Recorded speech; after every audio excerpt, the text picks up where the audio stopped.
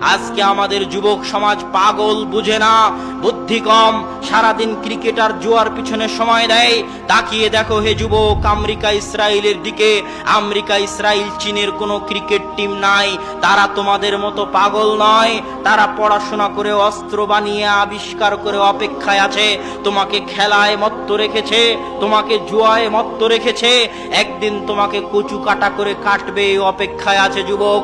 তোমার বুদ্ধি কম, তুমি বুঝতে পারো না। যাও তুমি পদ্মা সেতুতে গিয়ে দেখো, যারা আজ পদ্মায় ইঞ্জিনিয়ার, ম্যানেজার, ডিজাইনার, সবাই চায়না, কোরিয়া থেকে ভাড়া করে আনা। আর মাথায় ইট পাটকেল নিয়ে পাইলের মধ্যে ফেলতেছে যে লেবার, ওই লেবার হচ্ছে বাঙালি, বাংলাদেশি। এত অধপতন কেন?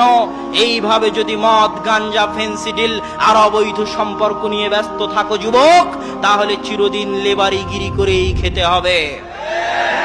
অতএব এখনই সজাগ হতে হবে, আত্মমর্যাদাশীল হতে হবে, নিজেকে দাম দেওয়া শিখতে হবে। দাম দেওয়া কাকে বলে? আত্মমর্যাদা কাকে বলে? সমুদ্রে যখন একটা পানা চলে, খড়কুটো চলে, স্রোত যেই দিকে যায় ওই পানা খড়কুটো সেই দিকে যায়। ওই পানা খড়কুটোর কোনো দাম নেই, কোনো শক্তি নেই। কিন্তু যখন একটা নৌকা চলে, নৌকার শক্তি থাকে আলাদা, যেদিকে ইচ্ছা সেদিকে যেতে চায়, স্রোতের মোকাবেলা করে যেতে চায়, তার মানে তার দাম আছে, শক্তি আছে। যুবক, যখন তুমি কোনো খেলা দেখে খেলোয়াড়ের অনুসরণ করতে চাও, কোনো মুভি ছবি দেখে যেই নায়কের অনুসরণ করতে চাও, মা এবং বোনেরা যখন সিরিয়াল দেখে সেই সিরিয়ালের নায়িকার অনুসরণ করতে চায়, পাখির ড্রেসের অনুসরণ করতে চায়, তখন বুঝতে হবে তাদের মধ্যে আত্মমর্যাদা নেই। তারা নিজেদেরকে দাম দিতে জানে না। যদি আত্মমর্যাদা থাকতো যুবক, তাহলে ভাবতে, আমি কেন এই খেলোয়াড়, এই নায়কের অনুসরণ করব?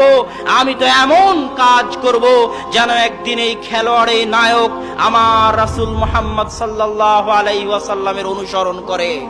এর নাম ঈমান, এর নাম আত্মমর্যাদা, এর নাম নিজেকে দাম দেওয়া। কিন্তু আমি তোমাদেরকে কিভাবে বুঝাবো যে তোমরা নিজেদেরকে দাম দিতে জানো না, আত্মমর্যাদাশীল হতে জানো না?